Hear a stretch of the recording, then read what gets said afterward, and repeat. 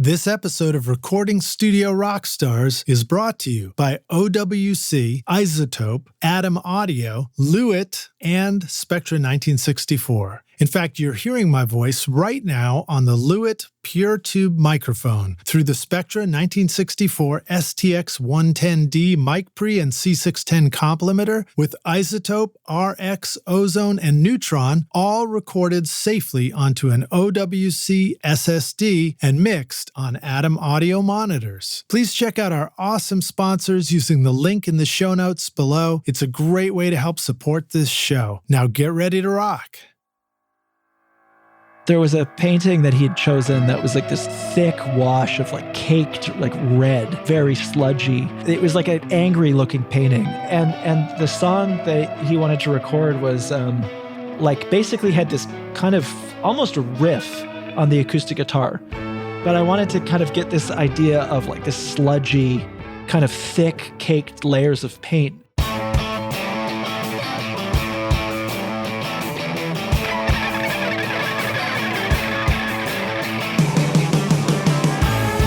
Welcome to Recording Studio Rockstars.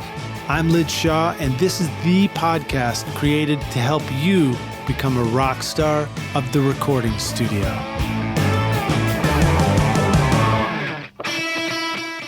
My studio is proudly powered by OWC, and I love how it's improved my workflow. OWC can connect all your audio work drives, trackballs, mix controllers, MIDI keyboards, audio interfaces, displays, or cameras so that you can work fast and focus on making your best record ever. Go look at the Mini Stack STX, Thunderbay 4, or Gemini Thunderbolt 3 dock at macsales.com/rockstars to find the perfect solution for your studio from OWC.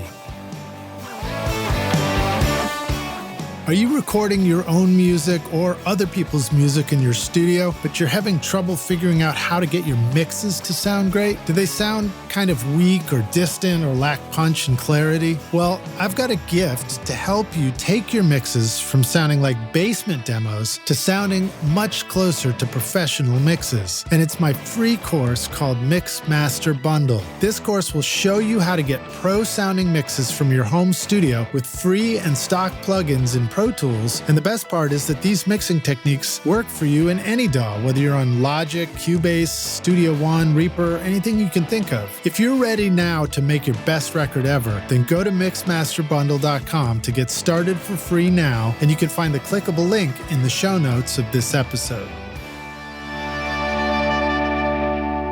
Hey Rockstars, it's your host Lyd Shaw. Welcome back to Recording Studio Rockstars, bringing you into the studio to learn from recording professionals so that you can make your best record ever and be a rock star of the studio yourself. My guest today is Shawn Everett, a 6-time Grammy-winning music engineer and producer, originally from Canada, now in Los Angeles, whose credits include Alabama Shakes, Kacey Musgraves, The War on Drugs, The Killers, Weezer, Local Natives, and Julian Casablancas, to name just a few of the many artists he's worked with. Shawn has previously been a guest on the show before for episode RSR137 and RSR270, when we talked about his background in music and starting his studio in LA, and engineering and mixing sound and color by the Alabama Shakes. Today, we're going to talk more about recording and mixing and find out what's new with Shawn at his studio. Thanks so much to Lysee over at Vanpelt Management for helping to set up this interview. Please welcome Shawn Everett back to Recording Studio Rockstars. Shawn, my friend, are you ready to rock yet again? I sure am. Thank you for having me. Dude, it's a pleasure to see you, man. It's nice now that we have a little video. As I was joking around, I mean, you've got your cool outfit on. You said it wasn't special, but it looks special to me. No, I think that maybe just like everything in my closet is somewhat colorful. So when I wear anything, people think I got dressed up, but it's in fact just something I just was probably laying on the floor when I got out of bed. So just a question, do you own stuff like a regular pair of blue jeans? Is that like part of your wardrobe, or would it be something like with cool patches sewed on or something unusual? I have owned a regular pair of blue jeans. I don't think that in my current lexicon of pantaloons that I don't have any current jeans currently. But no, I've got. Is coterie the right word for clothing, or is that something else? I don't know. I don't have. Yeah, I better learn because I'm trying to get into the New York crossword puzzles, and I'm having a hard time because I think all the only things I know about at this point are music things. So I'm trying to. Yeah, I knew the answer. Eno the other day. That was the only one I knew in the whole puzzle. Oh, nice, nice. They threw in a little Brian Eno. Yeah, they were asking who produced who. I mean, they didn't use the word produce because he didn't produce, but who worked on the Berlin trilogy, and it was a 3-letter word, and I was like, that one I know. Nice. Yeah, I'd probably even wrong about that. Yeah, sure would be nice to have Brian Eno on the show. That would have been cool. Yeah. Still a chance. Still a chance indeed. Yeah. Yeah. All right, I got to figure that one out. Yeah. Somebody I've been really wanting to get on the show too is Thomas Dolby. I'd like to have him come on. Oh, that's cool. Yeah, that'd be amazing. But meanwhile, here we are with you, which is awesome. So tell us a little bit more about what's new at your studio. Like, what are you sitting in front of now? What are you surrounded by, and where are you? I'm in my studio at the moment. What's new? I don't know what's new is right now I have a expensive wall of EQ that I rented. I thought I had I'm some mixing right now, and I thought that I had all these plug-in EQs, and I thought it would be cooler to use the real stuff. So I rented a lot of EQ, and I've been going through each plugin and reprinting everything to see if I could improve it with real analog EQ or something. Yeah, just like raise the bar on it a little bit. That's cool. So there's a large wall of EQ beside me at the moment. Are we allowed to talk about what EQs you've got? There's what have got some GML stuff. With the colorful knobs, right? Where you can just sculpt anything. Yeah, it's really really precise, that one. And I've got 2 Pultec EQ P1As. Oh, sweet. I have a Manley Massive Passive and a Curve Bender. And then there's also some 1073s behind me. Okay. All classic. So let me see here. Curve Bender. Yeah. What are some of the let's talk about that a little bit. So like if we were to try some of those sorts of things, I think about the GML as being a very precision, like a scalpel, EQ scalpel, if you want it to be, right? Yeah. Well, like currently in this session that I was working on, I've been using a lot of Pultec, just like the UAD plugin, and the fab filter stuff, and the Pultec stuff is pretty broad, but the stuff that I've been doing with the fab filter is quite narrow. So the idea was that when I'm trying to recreate some of these curves, that if I had the broader stuff, which I was using, which is I could just reproduce the stuff with the Pultec that I was doing. But I could use the GML to kind of reproduce the fab filter stuff because it's a lot tighter, and it's been doing a good job. It's pretty exacting. It's like I just keep going. I printed a mix, the digital mix, before I started doing any of this, and then I've just been going through one thing at a time and replacing it, and I just keep A/Bing it back and forth. The digital one I printed, and it has been raising the bar in a nice way. Sometimes I print my mix on like a stereo audio channel at the bottom of my session. And by pressing kind of the input button, I can listen to what I'm doing. I've been, as I've been kind of replacing each EQ, I've been closing my eyes, and I'll press the input button really kind of maniacally and real fast and crazy. And just to make sure that I am indeed knowing what I'm actually hearing what I'm hearing. So I close my eyes, and I just listen to which one I like better. And then I'm like, yeah, I'm pretty 100% positive that's the analog EQ one. And I am definitely liking it better. So yeah. That's cool. Yeah. I love that. We were talking about that recently, the whole concept of when you print on a track, you have that option K or whatever it is to go in and out of input on that mix track and kind of hear things very easily. Oh yeah, that's like I feel like kind of like not really talked about that often, I guess. I mean, I'm sure a huge majority of people work like that, but I mean, for me, that's just like a game changer. I mean, it's a small thing, but it's a big thing.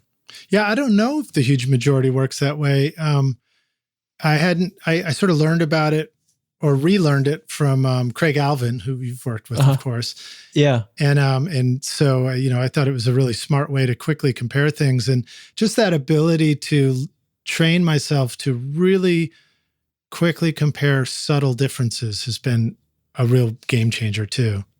Yeah, it's crazy what like a subtle difference can be the difference between a mix you love and a mix you hate. Yeah. Yeah. Yeah, that's true. Have you ever used, there's a plugin called Perception, meter plugs. I've never used it. And it's like you can put it at the beginning of your plugins and then at the end, and then it'll level match everything so that you can sort of make adjustments, but then compare it to the original, to the new one level without it being louder. And that also has been really eye-opening for me. Ear-opening, I guess you say. Yeah, that's hard for me because I get into a war of loudness with myself. Yeah, I mean, yeah, that's a little bit tricky for me because sometimes I have printed a loud rough mix and then I'm mixing, and even though it might sound better, it's like a little quieter, and I know that I'm A-Bing it with a rough mix that I've hit a little too hard.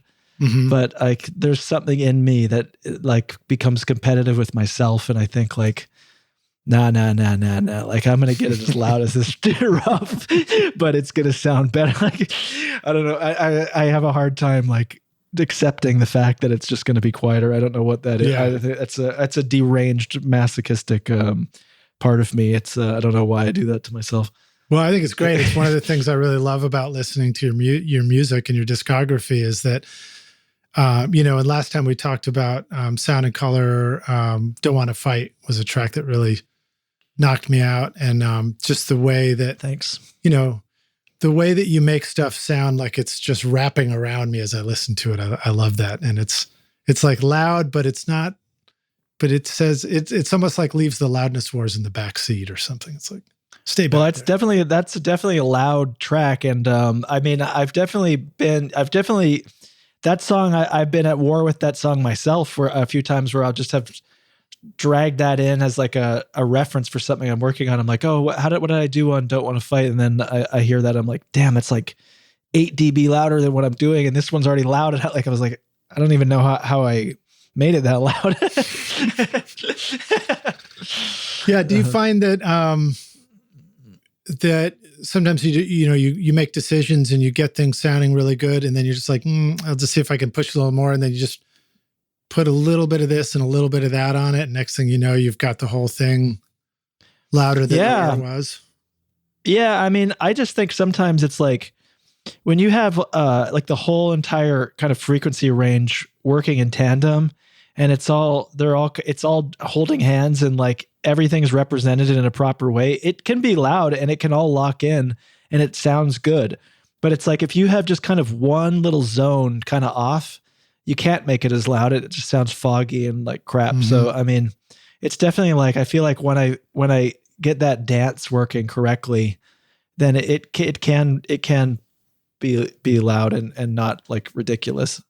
But it's like, yeah, I feel like I'm always, there's, everyone talks like nowadays you don't need to make it loud because Spotify and everything like that. But I don't know.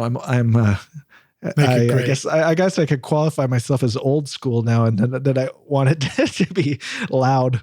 I'm still competing in the early 2000s or something. Well, I mean, I was listening. So your discography, we have a link to that in the show notes, Rockstars. Please go check all the records out there.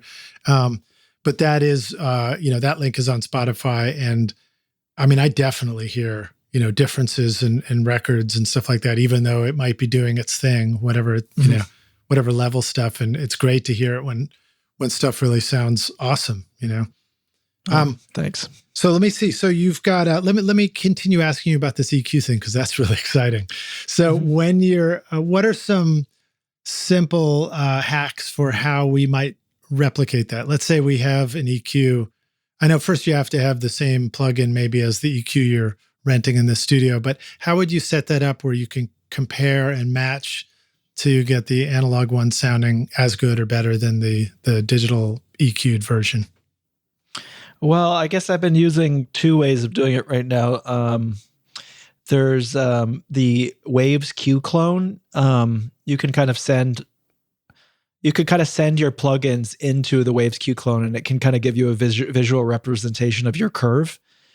And then by using the same set of plugins, you can, the same Q clone plugin, you can then use an analog insert, and you could put your entire chain of EQs into that analog insert, and then you can basically visually match your curve to your digital curve. Interesting. Basically. And then once you have it kind of visually kind of represented, because if you just plug like two Pultecs, in, and you just do like the exact same settings that you have in your plugin, it won't be the same.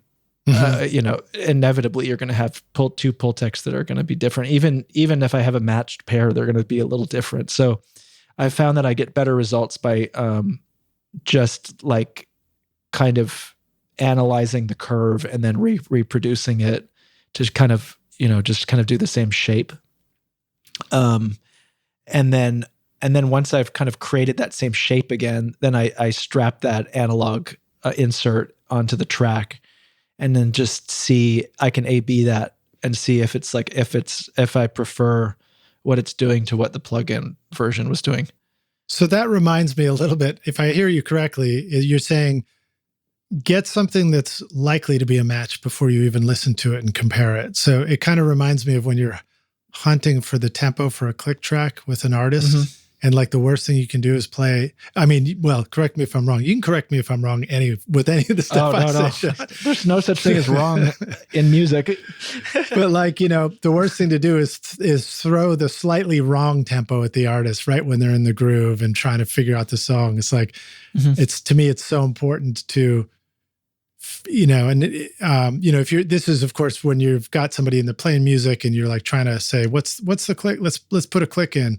And it's like, you're figuring out what that tempo is. I like to make sure that I've got that tempo spot on before I even press play and they hear it. And maybe they don't even stop playing and the click starts playing along with them and it's perfectly matched. Right. And that sounds similar with your EQ. It's like, don't fool yourself with hunting around for the sound, like get it real close and then listen to the comparison to see if it's close. Well, by visually reproducing it, and I can see that it looks almost identical to the plugin version. Like I already liked my mix, so I don't want to be in some kind of like goose chase of like trying to reproduce it by ear. I mean, I can, but that's going to take you a lot longer than if you plug it in and you can see side by side that these curves look very similar, especially with the kind of precision points of things that are happening in FabFilter. Like I already dialed that EQ in the way that I wanted it. So like to go down like another goose chase of getting a sound on like an instrument is maybe not something I necessarily want to do. I just want to get an alternate version of the same curve. Right. So I'm like doing it, I'm fairly confident that it's a very similar curve to what I had in the plugin by looking at it. And then I can actually like put it on and then hear what it actually sounds like. And then I'm not just like screwing around with the knobs and stuff, trying to guess like, is that a little more 7K or not? I'm like fairly confident this is for the most part what I wanted. Okay. So I'm trying to visualize the mechanics of setting this up, because you ultimately want to be able to quickly go compare one or the other, right? And hear them level matched and all that. So you have an original track and you've grabbed the Q clone. measure of those plugins? Yeah, I mean, I could kind of explain it a little better. So like, for instance, if you have a vocal, I remember last night I had 2 Pultecs on my vocal channel, and I had 1 Fab filter, and that was doing a kind of some tighter stuff. And so what I did was, the way that the Q clone works is that you set up like a Q clone send. It's called Q capture, and then that's routed. The output of that is routed into another channel, and that channel is then routed back into the Q capture channel. So it's basically like you're making like a feedback loop inside of Pro Tools with 2 aux sends. Interesting. And then the Q capture is sending out of the aux channel into the other aux channel, and that aux channel you can put whatever EQs you want on the other aux channel. Sorry, I don't know if I'm explaining this correctly. I mean, I think I'm explaining it correctly. It just might sound a little confusing. Basically, it's like a feedback loop with 2 aux channels that both are sending in and out of each other.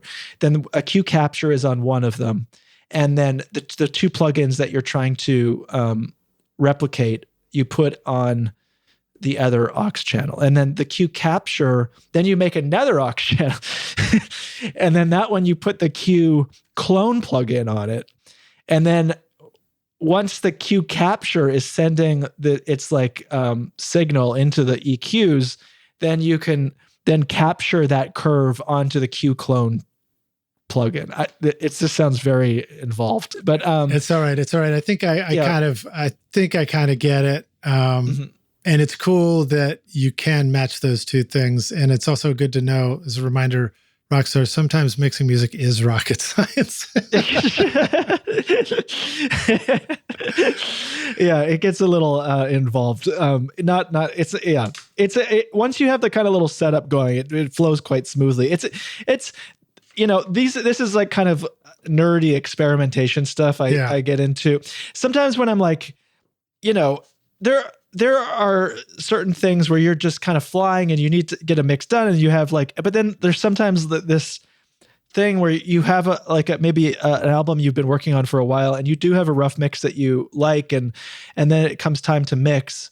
And so you do maybe have like a little bit extra time to kind of get into the details that maybe you wouldn't on a project where you're starting from scratch.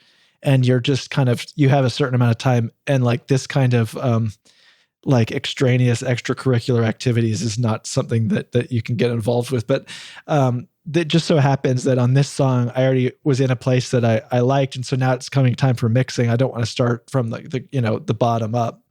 And so it's more about a world of details where it's like, okay, well, what is like these tiny things that I can get into, these like incremental changes that are so subtle, but when I just keep adding up these really tiny small details that theoretically it should be what I had originally, but it'll be like a better version of what I had. Like a better photograph of something. Yeah. And so like I occasionally I feel like I get into this kind of micro zone, and I like this micro zone because I feel stabilized, and I don't feel like I'm fighting, like sometimes I just feel like the whole world's against me when you're working on a tune, and it's just like an avalanche of problems, and like you just don't have it at all, and you're just like I'm like lost in all directions. But I feel like when I'm confident and like everyone's already been listening to it, and I'm not working in like this like macro crazy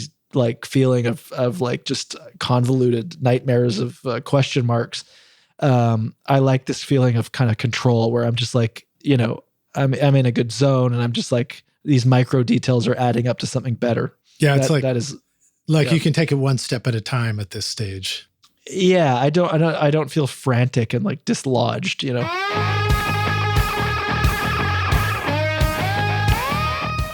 Atom Audio can provide all your monitor needs. Whether you're setting up a first-time home studio for recording music or podcasts, or a world-class full-size studio for professional mixing and mastering in stereo or immersive sound. Featuring the XART tweeter and custom DSP onboard processing, the A-series monitors will perfectly adapt to your studio. Get the Adam Audio monitors and subwoofers that are right for you with an extended 5-year warranty at adamaudio.com.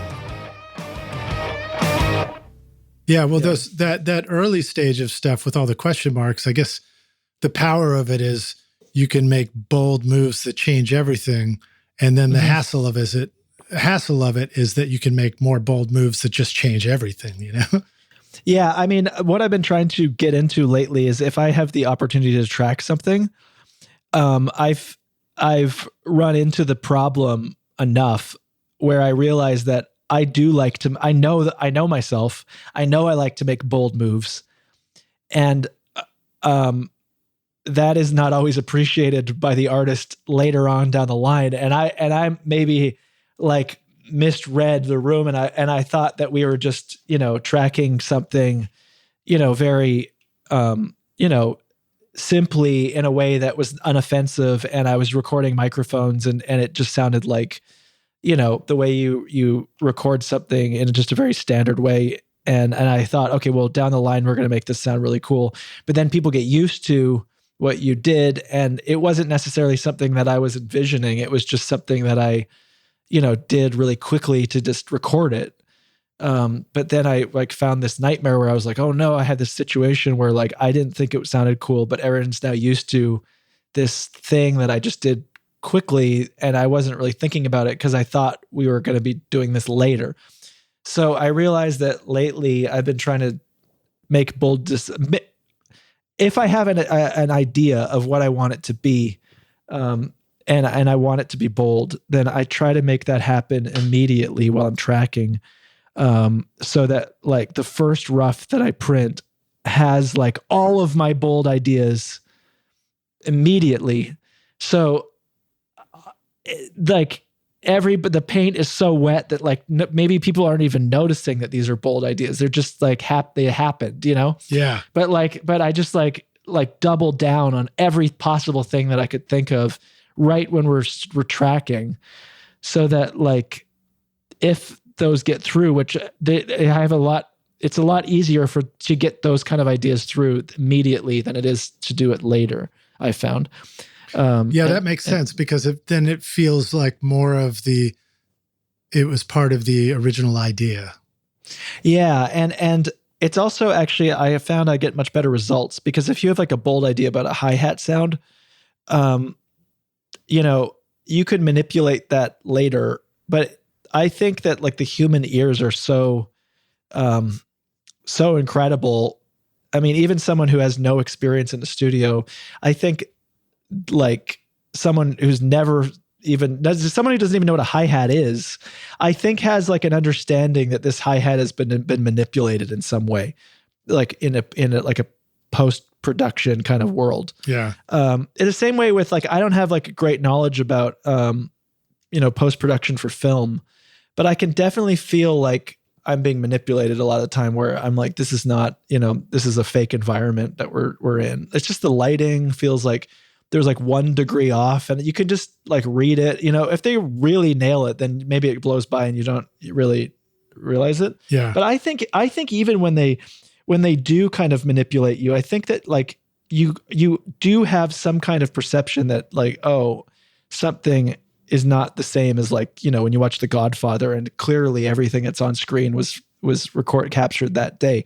There is some kind, you feel there is some form of subtle manipulation. So anyway, my point was that if you have a big idea for your hi-hat, I think that if you figure out how to do that the day that people are tracking, that you could actually change the hi-hat, or you could put a pair of plates on the hi-hat. Maybe you want it to sound like a pair of plates, and later on you're EQing this hi-hat to sound like a pair of plates, and you get something out of it, but it's always manipulated so heavily.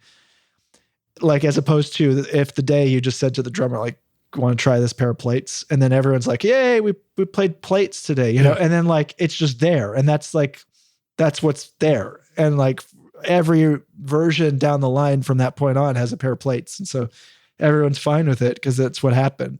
Can you explain to us how we would use a pair of plates as a hi-hat? Yeah. I like that idea. We drill hole. We get the drill from the garage. Yeah, maybe like a pair of metal plates. You'd have to. Yeah, you have to drill. I guess if you have like some pottery plates, you might have a little bit more of a hard time. We could use pottery plates for the crash cymbals, and then every time they crash, the whole thing shatters, and it's a one crash. Yeah. Cut.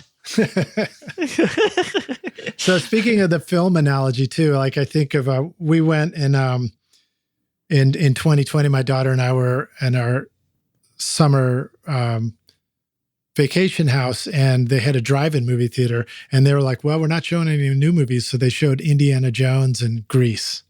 And we watched the Indiana Jones movie, and I was like, oh my God, it was incredible. Like every shot was like you described, where it's like, it was a decision that was made at the moment of the shot, not some manipulation later for the most part, So the lighting and all that stuff was really incredible. And then the opposite end of that is like all these modern, Marvel movies and things where everything's just done in, everybody's probably wearing a black suit in a green screen room or something. And Well, even like, I mean, speaking of Indiana Jones, if you're looking at like a Temple of Doom, I mean, there are shots that you can see have been manipulated. There's like, backgrounds for sure. Yeah, like there's clear masking problems in some shots and stuff, and you are aware of it. But because it's like you can feel the handmade nature of it, I feel like they get away with it a little better than something like not the latest Indiana Jones movie, because that's currently not out, but the one from about, 15 years ago or whatever that one was, where there's aliens involved. Yeah. Sorry, the one with Shia LaBeouf, the Buff or whatever. I can't remember what that one was called, but there's like a sequence. That movie was on TV a couple months ago, and there's a sequence where they're in the jungle and they're escaping like a bunch of monkeys. Oh, yeah. And like there's like the monkey, and like they're like jumping over the jeeps and everything, and like there is like no human being on earth that is going to watch that movie and think that happened in camera. Like there is I mean, it's like clearly digitally manipulated, like not even a question.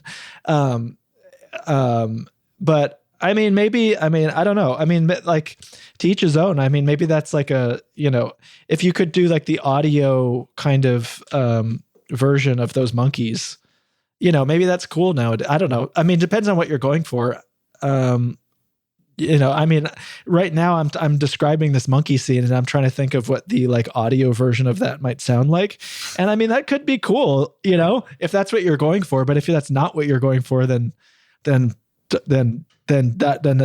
would be a mistake, Yeah. Well, I mean, you have of course a nice mix of records that clearly have, well, obviously if you have a human voice, that's a real acoustical instrument, and then a lot of acoustical instruments, but a lot of what seem like maybe it's now a blend of some digital things too. Some of the newer records I think that you added in the playlist too, records. Well, I think the Alves record, that sounded like a lot of live band stuff, maybe Adele, that's King Princess, the Yeah. Yeah, I mean, always the bedrock of all of the songs on that album. Most of them, like 95% of it is like is like a live take of musicians all playing together. Yeah. And then we went into it and pulled things in and out. But that's for the most part a live recording. Yeah. Quote, in quotation marks. Nice. Yeah. Well, so what are some things that you're really excited about? Some new projects and stuff since the last time we've spoken with you. I can't remember when we last spoke, but like a year ago or two or something like that. I just finished a record with an artist named Anjamil, who recently signed to 4AD, and I'm a big fan of both the label and the artist, and it was like exciting opportunity. I mean, I grew up listening to, 4AD albums and like you kind of have a place in your mind of like what that means, like that kind of Cocteau Twins, like that kind of that the feeling of like a 4AD album. And so this wasn't necessarily that, but it was just exciting to do something within that catalog. And then this artist on Jamil is hasn't released a lot. One previous record, but this is the first album for that label, and this was a really fun album that I worked on. It's not out yet, but it probably will be by the time the episode comes out. So oh yeah, hopefully, maybe we'll add it to the show notes, Rockstars. We'll put it in the playlist if we can. Yeah, that album was really, really fun. On Jamil, and it goes by Jimmy, so I'll say Jimmy because that's how I refer to him when we're talking. Is an incredible songwriter and had all these songs that he'd written acoustic guitar and vocal, but didn't necessarily want it to be like a straight down the line kind of like folk album or anything like that. They just happened to be written on acoustic guitar. And so that always like kind of poses a problem a little bit, not a problem by any means, but like exactly like what does the artist want to do with that? Because like kind of a lot of times when you hear an acoustic guitar and a voice, the immediate thought is like you get in a drummer and a bass player and you get like a nice little arrangement down and then you just record it nicely. And then, Bob's your uncle and the album comes out.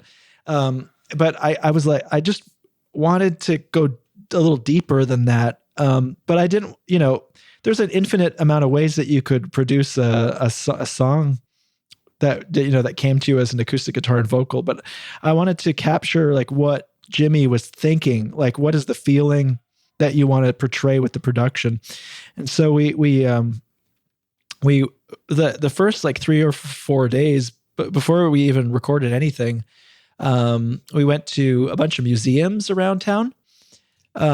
And we walked around and I said, anytime you see a painting or a photograph or anything that reminds you of your song, just let me know. And then he was so incredible at this. Like he'd just like, this is this song right here. And then would tell me like kind of really poetic description as to why this painting represented this song and like what this feeling meant to this and like why he had chosen it and like really went into kind of the lyrics and everything in like a way that like a lot of times like it's kind of even difficult to get an artist to maybe open up like what this song means to them, Yeah.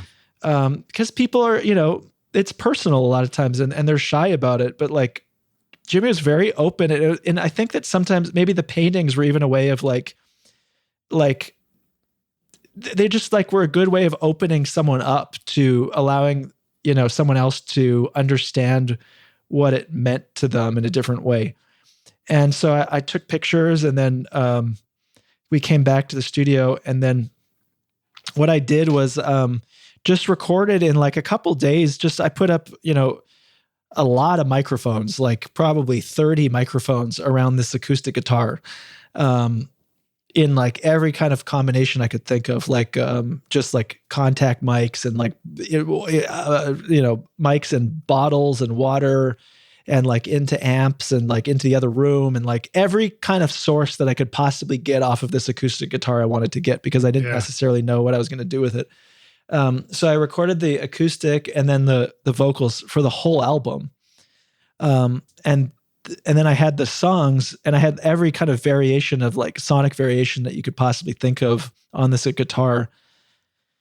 And then just really thought about these like paintings. And it was like really fun to kind of like the paintings that he chose, like not just like, what is this painting, but like the history of art around the painter and like why they painted this at this period of time in like history.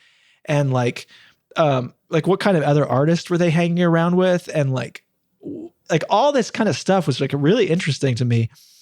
And I was watching all these kind of art documentaries about like these different painters and like I just got like really interested about like what was happening in the art world, or like at that time, and why they painted this, and like the layers that they used and why they used them, and like, these colors and all these things that this represented.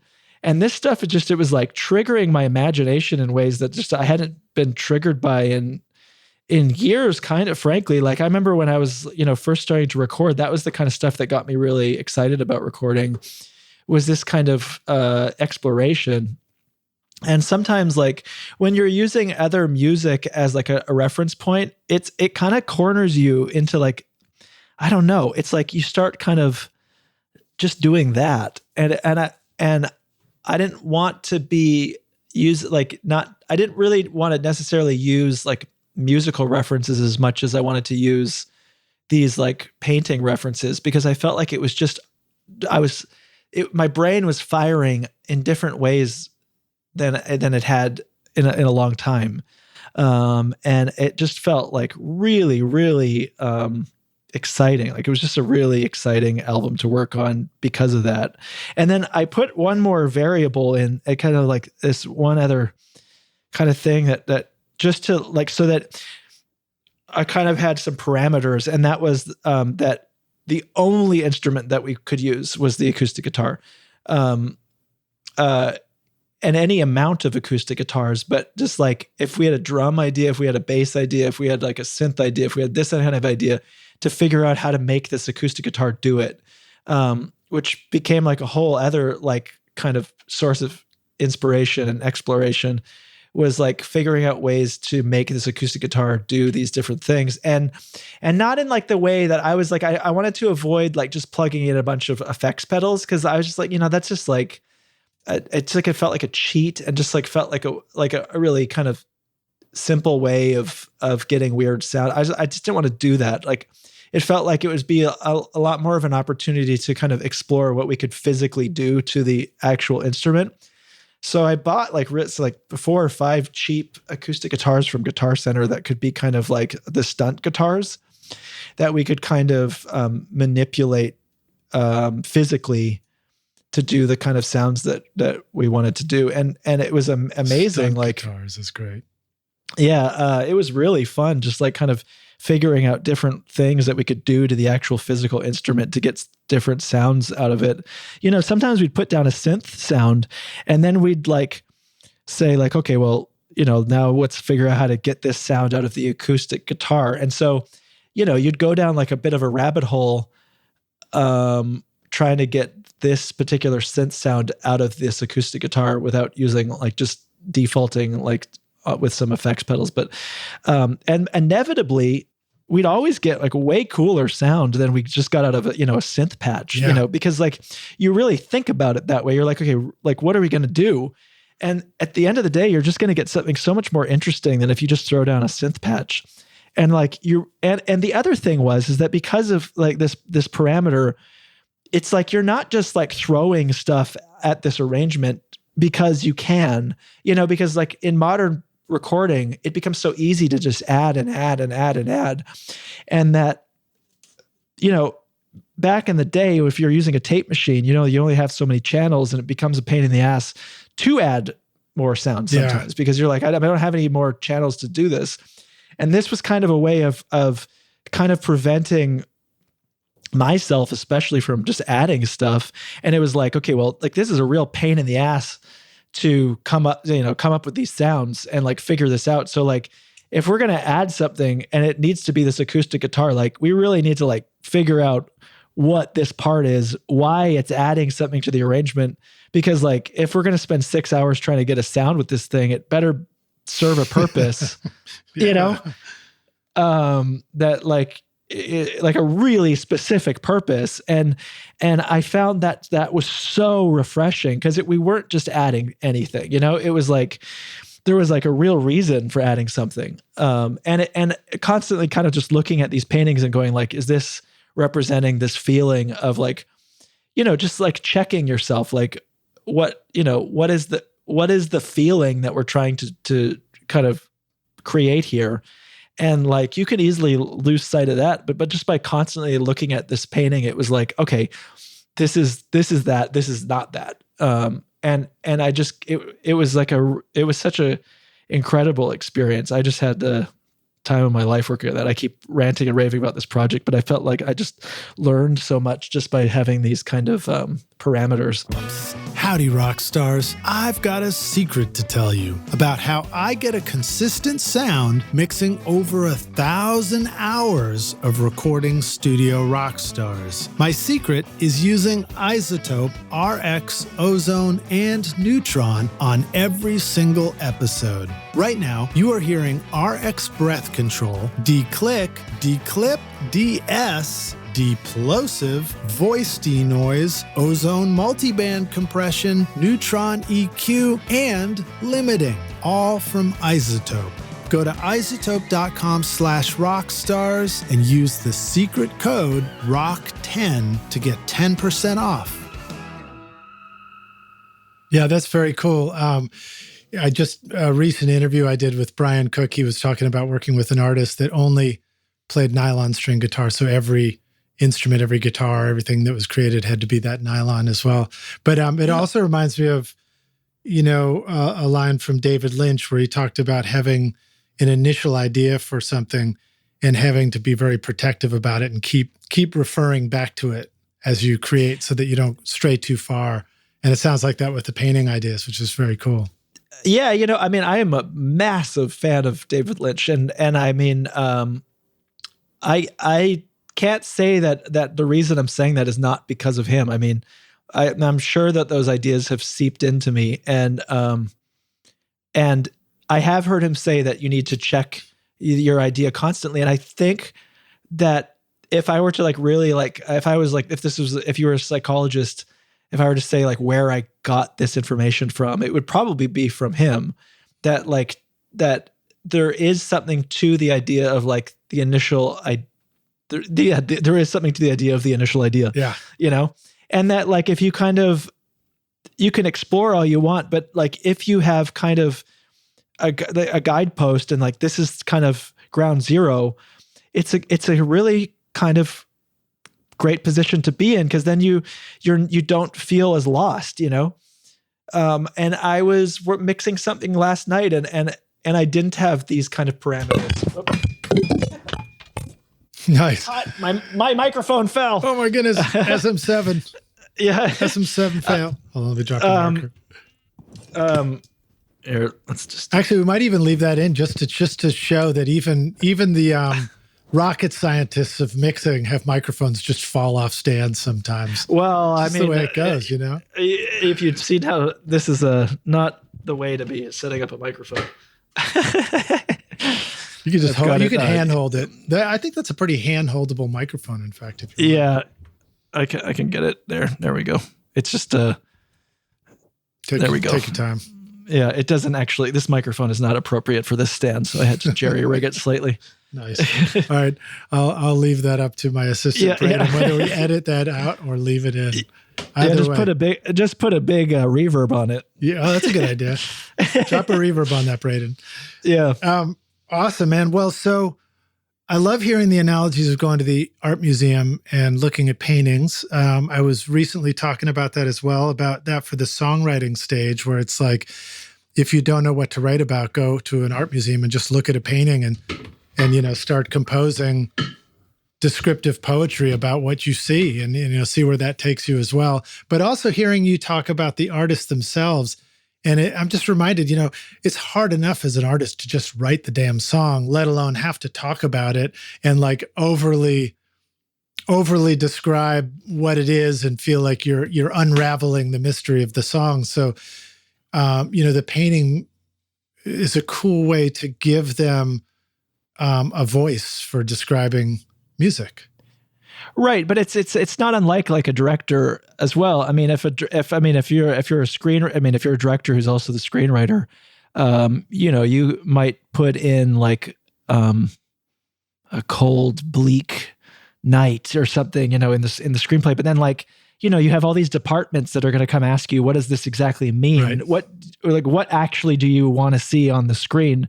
And like, I think that, as like a director, you need to be able to kind of voice what that means. And I think as an artist, the really great artists, I think that they can voice that feel. If they write a song, I'm sure that in their minds they have a feeling, and that they can voice what that means to them. And I think that it's not unfair to ask them, because otherwise, the artist then is leaving it up to you to kind of, or whoever, a musician or a producer, whoever is like making music around their music, they're kind of leaving that feeling up to that person. And because people can take that in so many infinite amount of directions, that like, I think that if you want something to feel cohesive and like it's a real statement, I think that there has to be some kind of parameter around it. Like, what are we making?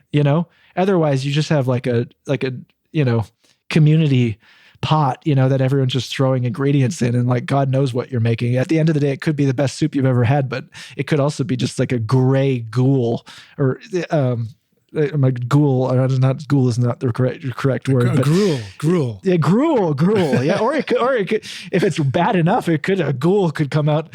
Yeah, it could be a ghoulish gruel. Yeah. Yeah. Well, so that is smart. And when I think about something tangent to that, like the concept of graphic design, I remember learning that a graphic designer will create a color palette for a brand. And you're like, oh, so now every time you go to make something, you know exactly what colors you're supposed to use. And it does make sense that you need sort of a legend, like a map, so that you can create something new, but you need to know what are the bits and pieces that I'm going to actually create from. Right. I've done like a lot of things before where, you'll just have like a kind of parade of session musicians coming in and out, and they play a bunch of stuff on it, and then you kind of go through it and comp it. And, that can work out great as well. But I do have like this kind of base level feeling that, if there's no structure to the vibe, that people are just kind of adding on to it, and every kind of like whatever whim they have, they can just kind of, just sails to the wind. I feel like if people have some kind of idea in their minds, then like you're working towards one kind of individual, like one kind of like super thought, like. And I think that like, even if you're to tell somebody when they come in and they're about to play like a pedal steel or something, just be like, well, just think of the movie, Beetlejuice. That's going to change what you do. Yeah. I think that if you can give somebody like a little bit of direction like that maybe you're aiming at something a little bit more specific than just kind of everything. Yeah, a little more specific than just everything. Yeah. Yeah, that's good. And then, when you're talking about the checking back with your original idea concept, even when you're doing that EQ match that you were talking about, you're setting it up in such a way that you can do a new thing, try it out, but you're checking back against that previous EQ setting that already worked.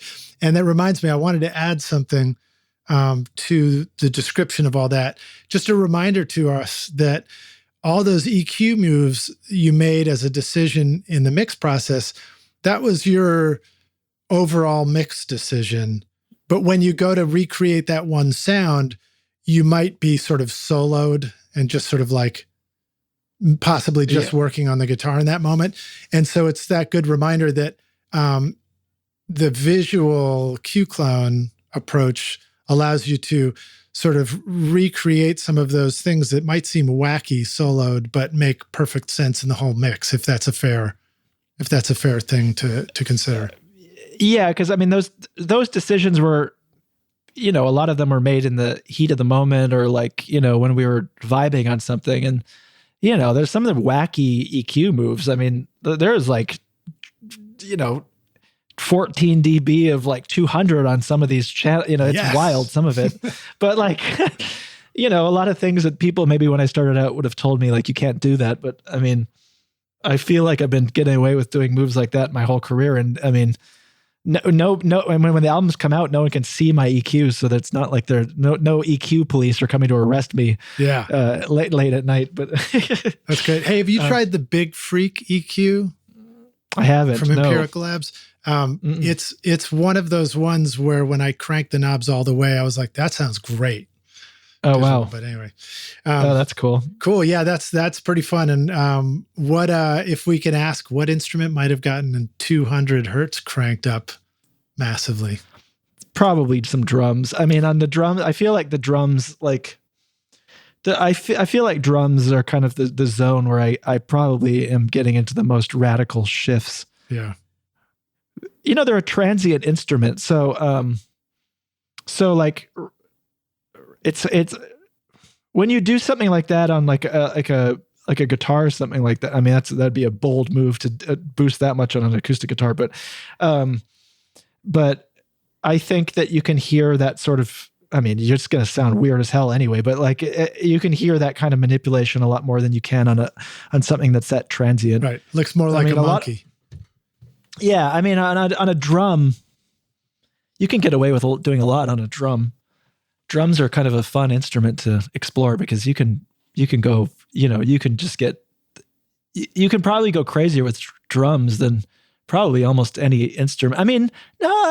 People get pretty crazy with their electric guitars, but it doesn't always sound, I feel like when you get really crazy with electric guitars, it doesn't always sound that cool. Like you can, but like, I don't know, like I'm thinking of like, when you have like 15 effects pedals all plugged in, I don't know, like it starts to lose all sense of humanity or something. I mean, unless you like really got it dialed in like a cool way. But I do see sometimes like a band playing live or something, you just see like every effect pedal turn on and it just like sounds like a Nord or something. And you're like, I don't really reminds me of the 80s.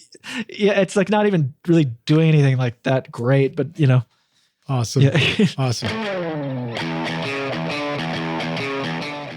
OWC is your one-stop shop for flexible drive storage and connectivity solutions for your studio. The Mini Stack STX for your Mac Mini adds 2 additional drives over a universal SATA HDD SSD bay and an NVMe M.2 PCIe SSD, plus 3 additional Thunderbolt USB-C ports. The OWC Thunder Bay 4 chassis, built like a tank, gives you 4 hot-swappable 2.5-inch RAID configurable drive bays, plus an extra Thunderbolt 3 jack for daisy chaining up to 5 devices. Or check out the OWC Gemini Thunderbolt 3 dock with 2 RAID configurable drives and 7 ports of connectivity, including a front-side SD card reader, 1 gig Ethernet, 2 USB 3.2 ports, a dedicated display port, and an additional backward compatible Thunderbolt port. Get your studio connected with the Mini Stack STX, Thunder Bay 4, and Gemini Thunderbolt 3 dock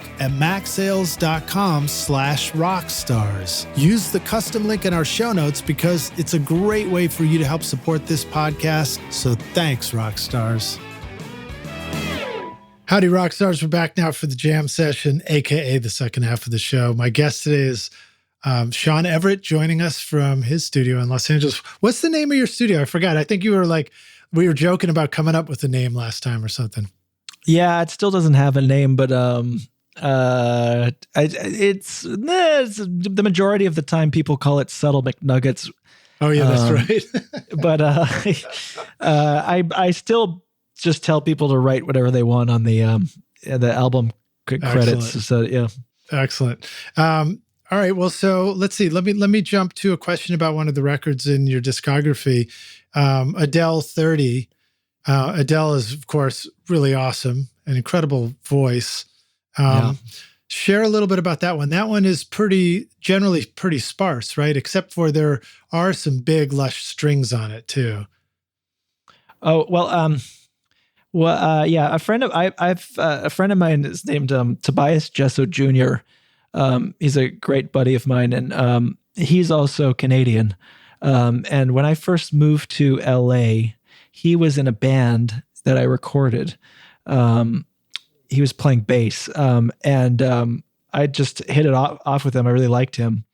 And we just kept in touch for years. He at one point moved back to Canada, and I hadn't seen him in a while. And then one day I was on a plane coming back from New York, and I fell asleep for like 5 hours, and I woke up, and I guess the plane hadn't even left the tarmac, and I was like, oh my God, I thought we were home. And then they said it was the middle of the night. They told us to all get off the plane. And so I was getting off the plane, and at the front of everyone was off, and at the front of the plane was Tobias. And I was like, oh my God, dude, like, I haven't seen you in years. What are you doing on this plane? And so they apparently didn't care. So we just were sitting on this empty plane talking. And this was a long time ago. And he was like, dude, I just got back from England. I was like, I just wrote a song with Adele that's going to come out. And I was like, oh my God, that's crazy. Cause like, I mean, I just thought he'd gone back up to Canada. I didn't seen him in so long. I was like, damn, that's amazing, dude. Congratulations.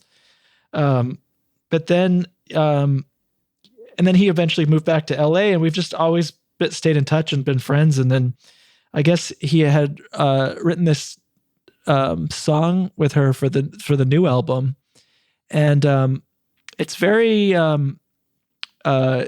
like, I mean, simple in arrangement, as in like it's a vocal and a piano, but it's like, I guess, a very difficult song for her to sing, just technically. And they were having trouble figuring out how to record it, basically, because like, you know, you definitely have to like have a good situation, you know, the right piano, the right, like the whole kind of parameters, like everything around that, you know, you just have to get it right to be able to get like a performance that raw. You know, you need to like, you know, it can't just be vocal and piano simultaneously. Yeah. And so I guess they were just because they had recorded a demo version basically with their phones when they first wrote it. And it just really came out amazingly. And they were trying to recapture that again, but with, you know, microphones. And so they were just trying to figure out how to get back to that vibe again. And what had happened was Tobias, they had written it in one of Tobias's managers, his grandparents had owned this like incredible like mansion in Los Angeles, and they were art collectors, and they had this whole place filled with incredible art. It actually doesn't exist anymore, but they had gotten together at this place to write this song. And so the vibe of that song, the energy of that song was in that room. And they had come to the conclusion that like to record this song, they needed to do it in this room because that's where like, you know, the spirits of this song existed. And so Tobias was like, do you think like, is this room too crazy? Because it was like a big room and it was very echoey. And like, he's like, do you think it's possible to record this song in here? You know, and like, you know, he was rightfully concerned. I mean, like when you walk in there, you clap and it's, you know? Yeah. And so my buddy Ivan and I, we, you know, spent several days like gathering all this equipment and, you know, headphone boxes, and like I got like a Neve sidecar, and like we just put microphones all over the place, and had a bunch of different microphones to try with her vocals and everything. And then actually, you know, I wanted it to make it very comfortable for her to sing in, and I didn't want to go through like a whole sound check like situation that could throw the vibe off. Yeah. So we got it all set up, and then I had it was a friend of Tobias's actually who can sing like, because Adele sings very loudly, like it's incredible. It's almost like the energy is almost like an electric guitar in a room. Like it's very intense in a way that like not like almost zero singers on earth can pull off what she does in a room. And so I had him come over and actually sing that song Hello in the room, and just had Tobias play piano. And so I was able to like dial it in for like a couple of days, you know, just making sure that like, you know, like the mics were right, you know, the EQ was right, like everything was right. You know, the headphones were right. Everything was just perfect. And because I was able to get someone to come in and do that, it like gave me a big leg up, so that when she got there was no like messing around with like, you know, screwing about with like, just let's sit here and like, you know, like, oh, I just got to check and see how loud you're going to say. All this nonsense just didn't exist. It was just that she could walk in the room and sing. And, and then we just, you know, we had a couple of days planned to do it, but like, you know, because everything was, you know, pretty dialed in, it became very, you know, not easy for me at that point, but, you know, difficult for her because she has to sing this wild tune. Yeah. And it was just mostly like putting her at ease and feeling comfortable about it. And, you know, after like a few takes, you know, she was like, we were having margaritas, so it was all good. That's great.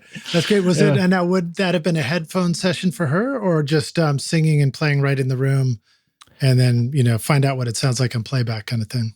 I honestly can't remember if she was wearing the headphones or not. I can't remember, to be honest. They were available, but I don't know if she actually was using them because she could hear the piano in the room.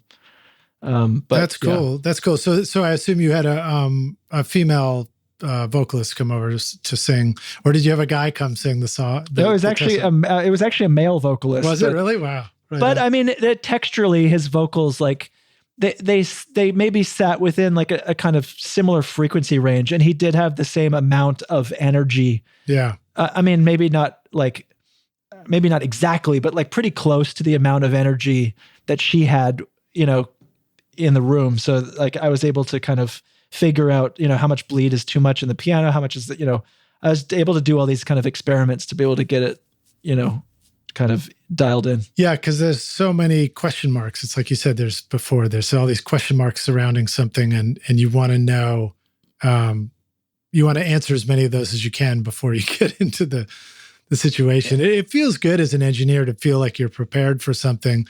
But sometimes it's funny. I'll do a tracking session. Sometimes the thrill is that the hustle to get it all set up and going. And then the next challenge when the band's just playing take after take is to stay focused, you know? Yeah. I mean, most of the time that is how I work. But in this situation, like I wanted nothing, I wanted no variables. Like this is a song that, you know, is a difficult song to sing. And, you know, they want to recreate a vibe, a casual vibe of like, of playing it in this, you know, it's a living room, but it's, you know, it's much larger than a normal living room. It's like a big, huge, echoey thing. You know, they want to recreate that vibe. I didn't want it to feel like a studio at all, you know, to make it the least amount of studio feeling that it possibly could be, so that, you know, that comfort level was there and it didn't feel like I was screwing around with anything. Like I didn't want anything to happen, you know? What are some other things that you either discovered or that you might want to share with us to be aware of when we're setting up for a power voice, you know, as far as like what might we run into about microphone choice or placement or mic pre's or levels or anything worth sharing? Or is it just set it till you get it right kind of stuff? I mean, the way that I usually do it is like, especially in that situation, I had the previous singer who I was checking it with, you know, I just sing as loud as you possibly can so that like I can dial this in so that I know that no matter what, you know, if she's going to go crazy, that there's no situation where that's going to like peak out or cause a problem, you know? Like I just know that like, even if I were to literally put this microphone up to an electric, like an amp, that like, it's not gonna, you know, I don't want it clipping. That's for sure. That's not a lot of fun. Yeah. Yeah. Especially on like her, you know, I just like, that's like, I do not want that. Like the last thing I want to be doing is like, you know, using Izotope to carve out some distortion. Oh my God. Yeah. Thank you, Izotope, but no thank you in that particular situation. You know, I mean, like, that's like, not for this. And then, I mean, with her or like even like a singer like Brittany Howard that can like really, really kind of go for it. I mean, I really like using room mics, especially uncompressed room mics, because I feel like the way that singers like that, when they can kind of go from a whisper to a roar, the way that like room mics open up, I think is just so beautiful.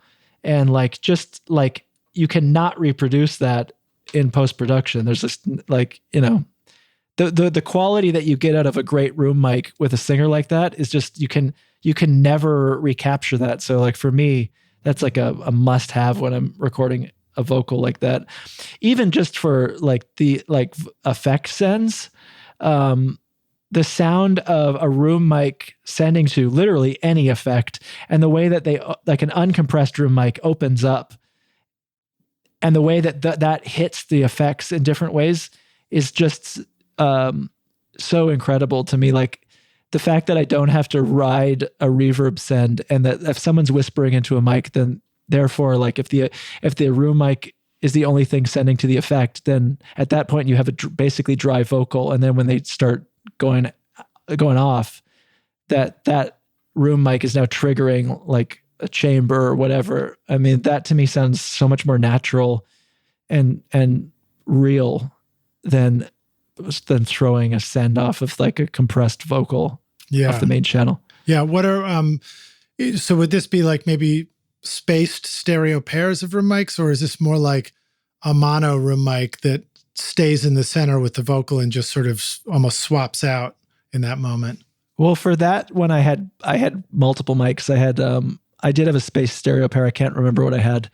Some kind of, I had some tube. It could have been 67s, I think, probably in Omni. I had the Neumann binaural head, and I had a bunch of B&K, I think 4006s or something, all over the place.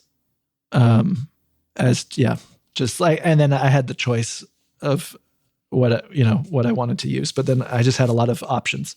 I'd forgotten about that. I guess we might have talked about your binaural mic in the past, but is that something that, is there any chance you got turned on to that because of Chad using it and was digging that as well? Oh yeah, definitely. I mean, like he's like a huge influence. I mean, there's like, I mean, as far as like artful engineers go, I mean, like he is like, the king, there's just like, he's made a career out of this way of recording that's just so artful and interesting. I just think that like, I really look up to engineers that I consider artists, and I really think of him as like an artist. It's like, it's not necessarily like the technical aspects that like get me. I mean, the first 10 minutes I was describing this nerdy technical crap, but just like that kind of way of looking at engineering to me is really what inspires me. Yeah. Do you see that as an artistry that happens early on in the recording process too? So for example, you're talking about room mics on vocals, the placement of mics and breaking the mold of just doing the same old, you talked about doing a tracking session where things are just kind of, the word plain came to mind, where we like, oh, well, you always put a 57 in front of the guitar speaker and do this, that, and the other thing. I don't know where the question's going, just other than, if you want to keep riffing on that. No, I mean, I think that's true. I mean, I think it's not just, it's in the tracking, it's in everywhere. I mean, I think it's like a holistic idea of the way that like things are recorded and, and how it's like represented. I mean, I think that, I mean, if you're kind of thinking of it as you're painting a picture, then basically every decision that you're making down to, the microphone or how you're recording or everything is playing into the emotional kind of like picture. So I think, I mean, the more opportunities you have to make a decision, and the more cohesive your idea is as to what it is that you're making, I think that all kind of adds up. I definitely think it's like really important. I mean, there's like that's like becoming almost a nightmare to me. Like the idea of going into a session and just putting up kind of microphones that have worked for me in the past and just hitting record and seeing what, like just having no idea what I'm doing. And just like, you can definitely, I've done that a lot and you can get something out of it, but like, I really want to have some idea of like kind of a conceptual whole when I'm going into something, more and more. The more that I feel like, the more that I am aware of that, and the more that I'm playing into that, and the more that I'm like, the bigger understanding that I have of like, I'm painting something here, I'm making a picture of this song. It's like when you're a photographer, like you're choosing a lens, you're choosing the kind of film, you're choosing like all these things that you're choosing that play a big part into like the emotional impact of the photo. So I think it's all very, very important. Yeah.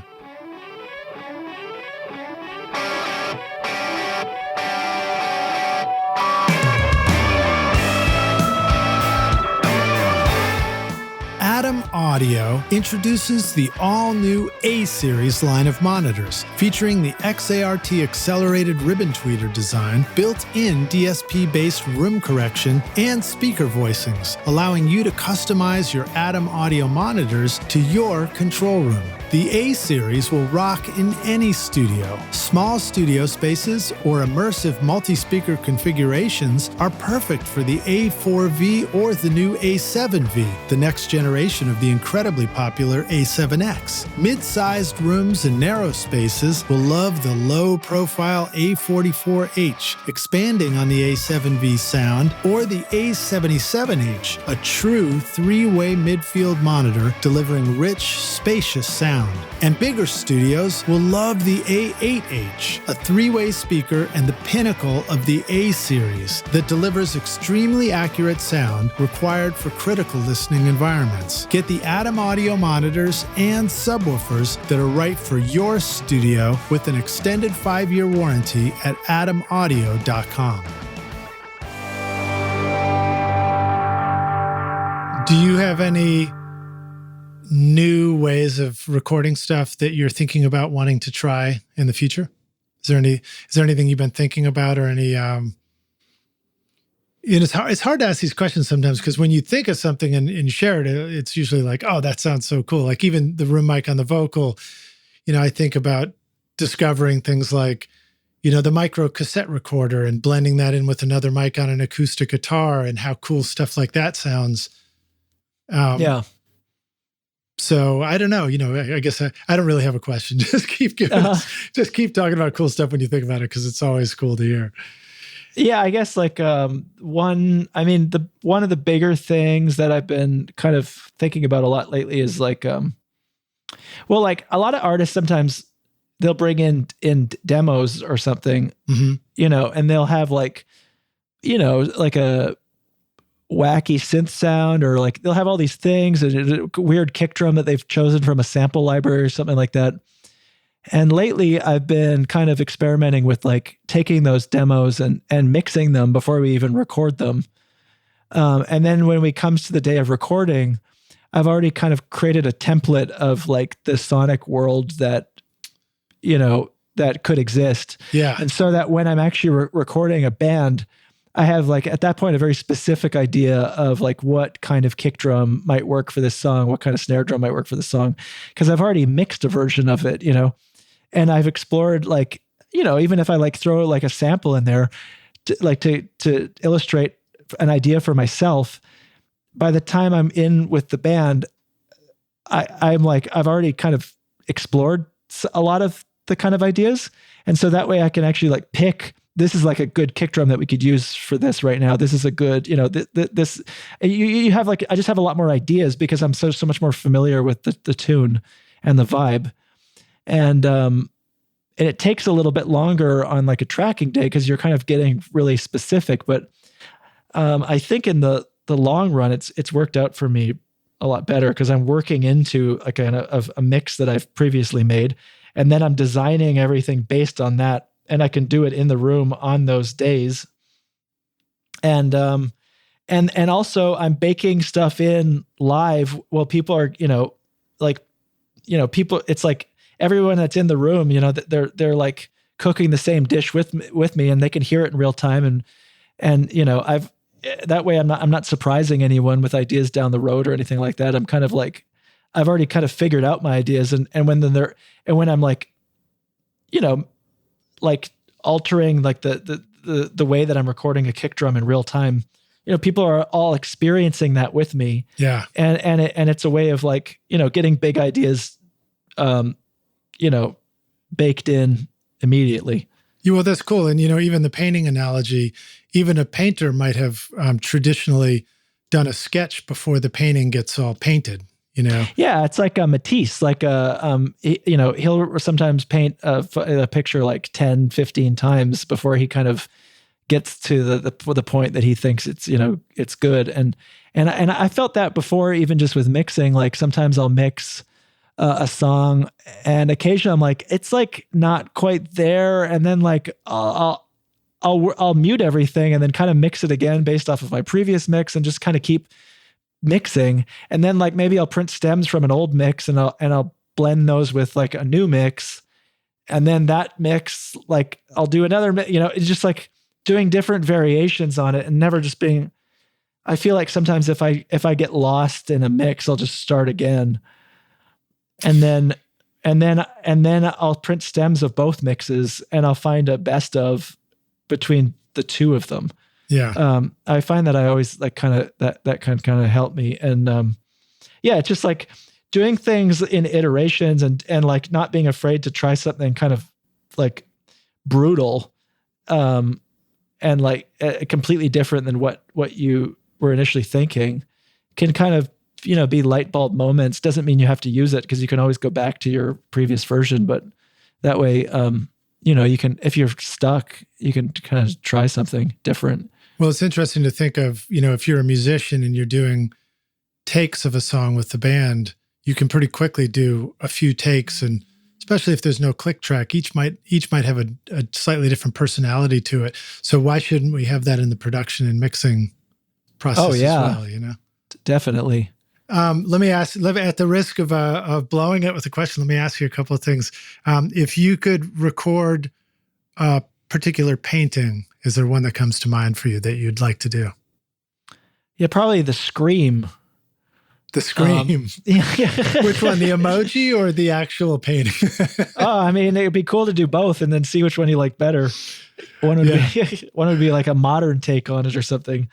Yeah, I was looking at that painting the other day and I was like, because it's like in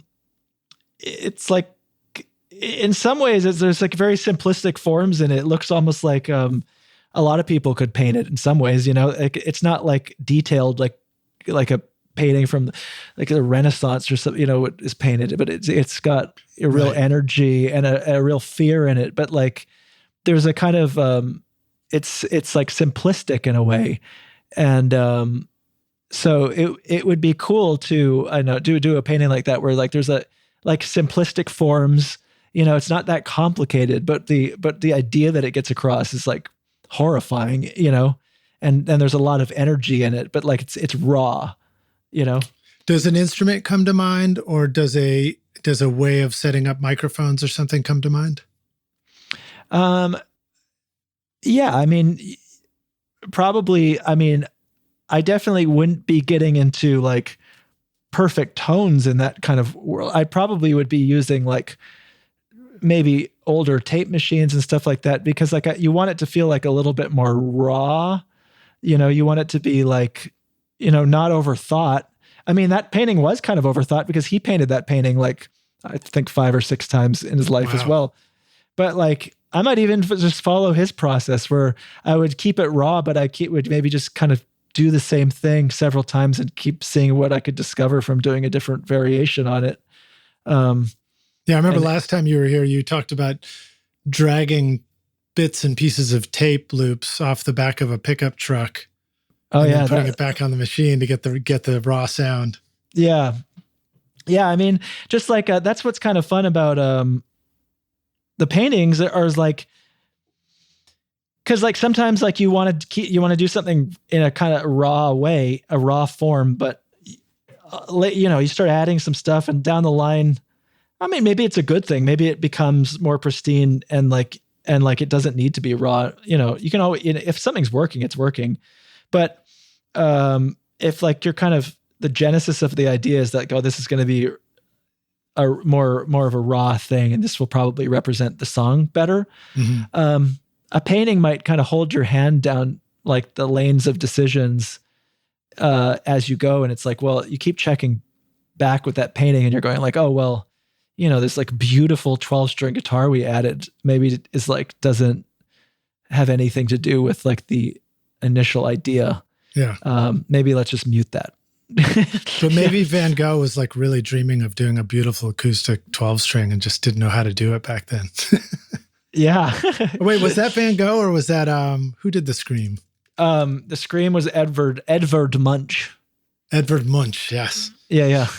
Okay. All right. Next question. What book, I don't know if you're much of a reader in that respect. I'm guessing you probably are, but is there a book you would love to record? Maybe like the Wind Up Bird Chronicle might be a fun one. Nice. Very crazy. I mean, I kind of always felt like maybe like the album Kid A was maybe like a kind of musical version of that book. So maybe it's already been done. But yeah, maybe Crime and Punishment or something. I don't know. Nice. Yeah. I love asking impossible questions. If you asked me the same question, I'd be like, how about location? Is there anywhere in the world that you would love to record next if you could? I mean, I like to go anywhere. I mean, it definitely is crazy how much that plays into the sound of a recording. Like for instance, I did 2 albums with the singer of the Strokes, Julian Casablancas, has a side project by a band called The Voids, and I did 2 albums with them, and one of them was in New York, and actually there was one other variable that we were recording above a bookstore in New York that we'd repurposed this kind of area of this building and made it a studio. It was a studio, but it was for like voiceovers for audiobooks mostly, but we kind of made a musical recording studio. So technically you were recording all the books at that point. Yeah. Well, the books were below us. They were in at the floor below. The foundation. It was the foundation. But because of it being a bookstore, we couldn't start recording till I think 8 p.m. And because the bookstore could hear us, and I think that it was like a cold winter, and we were only recording at night, and it was in New York, and when I hear that album, it sounds like that to me. It's like a cold, like midnight New York album, and it sounds like kind of bleak and like there's zero sunlight in the entire album. But then we recorded another album basically during the day in like Venice, California. And that album to me sounds like that. Like it definitely feels like that played into the tonal vibe, like just everything about that album. It feels like the recording, the place that we recorded it feels like it seeped into it. So I think that there's something really to that. You hear it was coming out of New York in the late 70s, and then you hear it was coming out of California in the late 70s, and they're worlds apart, and they sound like the two things that they are. What was coming out of CBGBs and then what was happening like with Fleetwood Mac in California, like that feels like those two things are represented musically. Those two kind of the ideas of those things are kind of it feels like that's where they were recorded, and they were. All right, here's another one. When in time would you like to record? When in history, in the past or in the present or future? Well, it'd be cool to like kind of go to like the 1300s and record stuff that no one's heard, that would. Did they have the Marxophone back then? Because I'm a big fan of the Marxophone. I don't know. You have to ask them. Yeah, I mean, it would be cool to go record some unrecordable music. I mean, maybe we've been doing it wrong this whole time. Maybe like go record like an actual Beethoven album would be kind of sweet, Yeah. It's because it's crazy that like how famous, these ancient composers are, and there's no albums. We just have the notes written on the page. Descriptions of how the tunings were and stuff like that. Yeah, it'd be cool to actually record a real, actual Beethoven album. That'd be wild. Are you aware of whether or not we even actually have a description of what the reference tuning was way back before? I don't remember when they came up with 440, but. Oh, I mean, I don't know about that stuff as well as I'm sure there's a lot of scholars of that kind of information. Yeah. I mean, I think I've read about that stuff at some point, but I'm definitely no expert in that. Like you go to a pool of water somewhere and you drop a pebble just, the size of your thumbnail in the center of it, and the number of ripples that come to the shore. That's your base resonant frequency. Yeah. I mean, it's like even some of those classic blues albums, I mean, we're not even hearing at the right speed, which is kind of interesting. If you are mixing music, podcasts, or audio for video, and you want it to sound amazing, then Izotope has got your back. With RX, Ozone, Neoverb, Nectar, and Vocal Synth, you'll have a collection of powerful apps and plugins that will help you get a professional sound in no time. Whether you're looking to clean up your vocal recordings with RX, master your tracks with Ozone, or add depth and ambience to your mixes with Neoverb, Izotope is your magic wand for awesomeness. Plus, with Nectar and Vocal Synth, you can easily add creative effects and unique textures to your vocals and instruments. From subtle mix enhancements to extreme sound design, Izotope takes your music and podcast productions to the next level. Go to izotope.com/rockstars and use the code ROCK10 to get 10% off. It's a good reminder. It's funny the times where you pick up a guitar and you play it and it just feels so great, or you write something on it and then you discover that it wasn't in tune. Yeah. And maybe you tune it and it doesn't have the vibe anymore. It's sort of changed. It doesn't quite have the thing.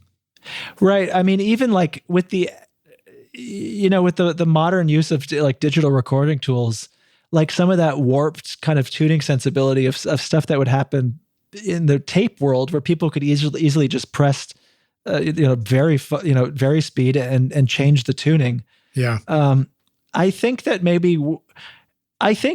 it's kind of a bit of an unfortunate thing with the use of digital tools that most recording software doesn't have like a dial where you can easily just change the speed in a really simple way, like you could with a tape machine. Remember, Pro Tools used to. Yeah, you could, but it's much harder now, and you have to turn everything. It's like you can do it, obviously. Like you can change it you can switch all the channels to very speed mode, and you can change the tempo, and you can do all that stuff. But it's a lot more difficult, and like I think people use it a lot less. And a lot less accidents happen because of it. Yeah. Then there's kind of the stories you'd hear about like the Beatles and stuff like that, where they'd stumble onto or what was the song that happened on? It was damn, what was that song? Sorry, unfortunately I'm not enough of a Beatles scholar to know which one that was. Was it Tomorrow Never Knows or something? No. It was for some reason I thought it was Lucy and Strawberry Fields. It's Strawberry Fields. Strawberry Fields has has that crazy edit in it where they'd done, I guess, two different speeds. They recorded at two different speeds and two different keys.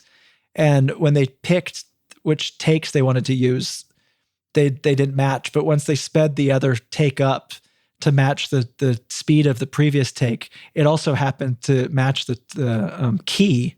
And so it was like this great mysterious edit that was just like the universe just kind of like guided them towards this. Yeah. Well, when Dave Kalmusky was on the podcast, he talked about doing tricks where if they wanted to make the drums feel heavier, sometimes they'd record it and then slow the tape speed back down. To match the tempo. Even, that Always record you were mentioning, I can't blank on which song it was. I could look it up, but there was a song that I kind of had this vision in mind always that it was based on their demo. The way that the drums sounded in it were quite thin and small in a really cool way, because it gave some like kind of momentum and energy to the arrangement.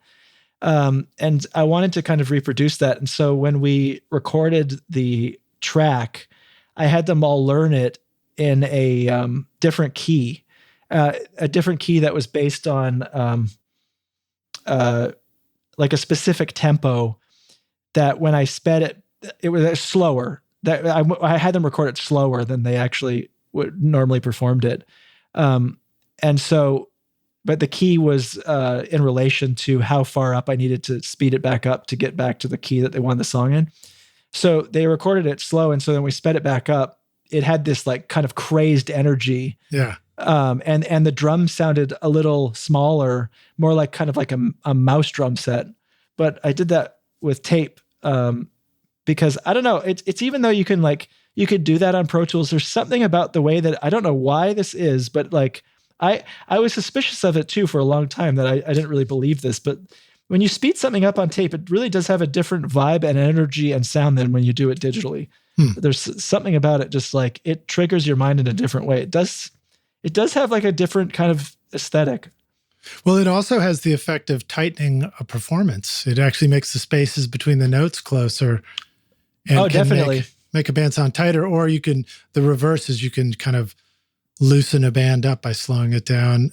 The thing that I remember missing, I didn't do it as much, but I knew a lot of people who were real 4-track wizards, and they would, always stacking vocals, slow it down or speed it up to reach that note. And it gives a quality to the stacked harmonies that can sound so cool.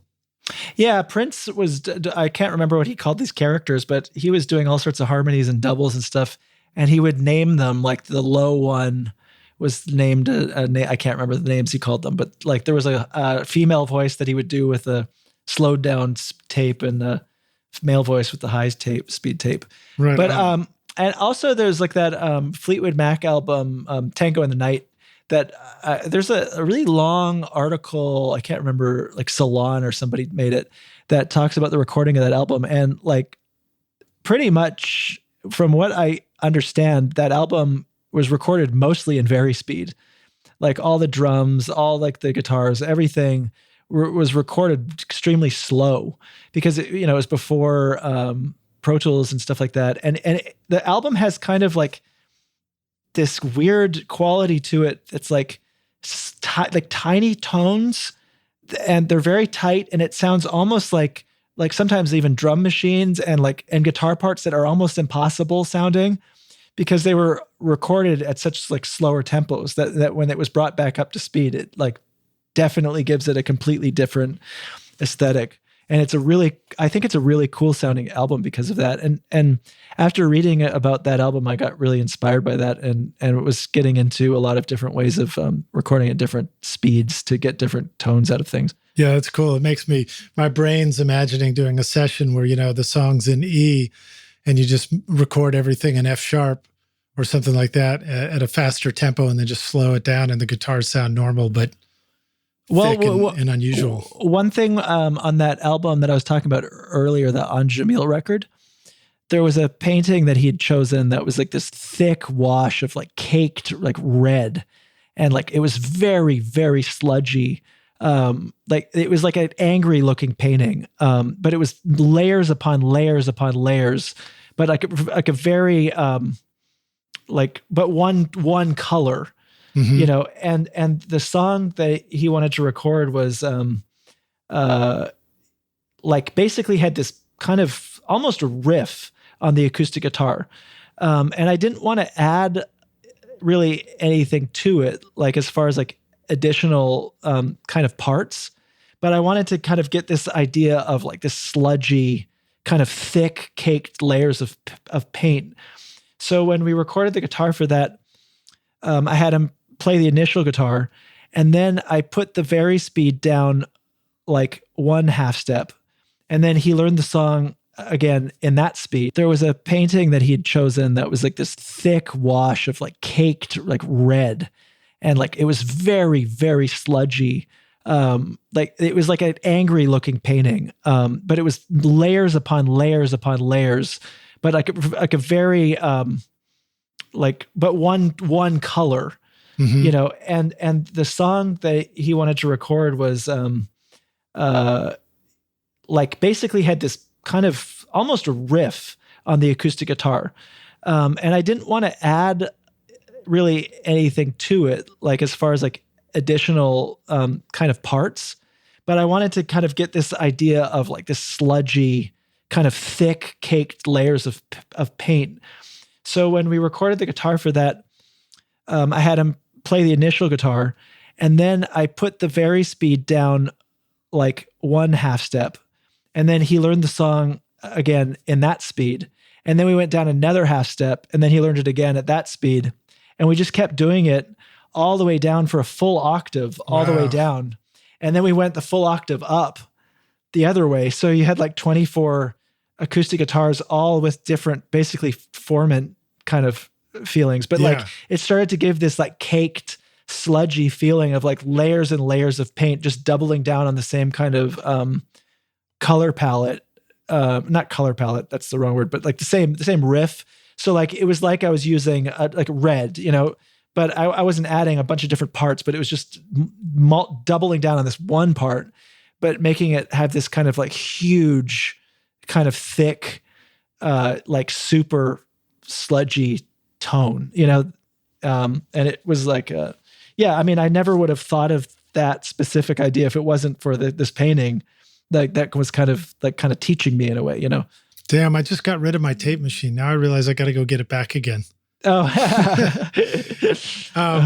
yeah, that's cool. And then a nice reminder to us rock stars too, is that by changing the speeds, while you might think about it and think, well, it's still the same note, so how different is it? It's what changes is all the overtones shift. Yeah. You speed it back up, so it's the same note, but all the overtones have moved all over the place. So that's like that Foreman idea you were talking about. Yeah, I mean, it's like it's very. I mean, the guitars that were recorded like up close to an octave up, that were then brought back down, that like the sludge factor of those specific guitars was like really beautiful.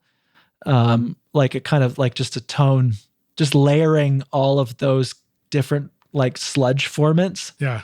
Really a beautiful, beautiful tone. That's great. So I know we're running to the end here. There were two artists in the playlist, the Yeah Yeah Yeahs and King Princess, that both really sound fantastic. Anything you want to share about either of those sessions? Hold On Baby and Cool It Down? Yeah. I mean, neither of those albums I tracked. So they were tracked by a lot of different people, but you know, they both sounded great. And it was mostly, each of those albums had multiple producers. So I kind of feel like a lot of my job was to kind of maybe find like a kind of, like a middle ground aesthetically that I could kind of get them to all kind of like be in a similar zone. So it felt maybe a little more cohesive. So it didn't feel like there was, it was a little bit more difficult to tell which producer, you know, was next, you know. You're a musical ambassador. Maybe, I don't know. It was just, it was super fun. Both artists gave me a lot of like free reign to kind of explore.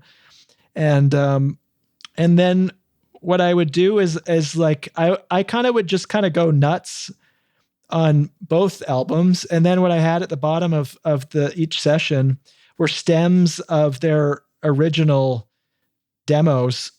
Like it was like stemmed out, like the demo mix.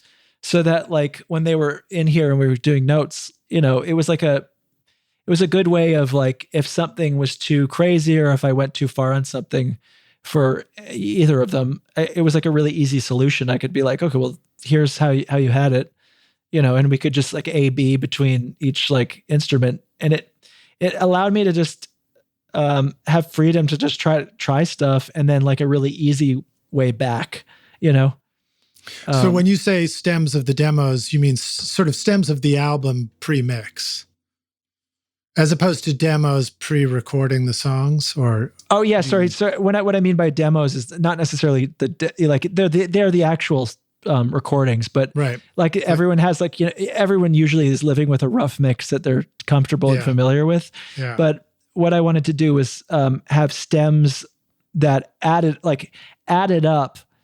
If I just turned the stems on and they went through my same mix bus that I was currently using, it would be more or less the sound of the rough mix that they were living with. So, and then I would have my full mix above that. So if I needed to recreate a kind of feeling of any part of their original rough mix, it was very easy for me to go like, okay, well, if this is like not a vocal effect that is like working for you, then here's exactly what you had, and I could just mute mine and go to theirs, and then we can explore from there. So it never felt like kind of confusing when we were doing notes or anything like that. Like it would be just very simple to A/B and return to something if I went too far with anything.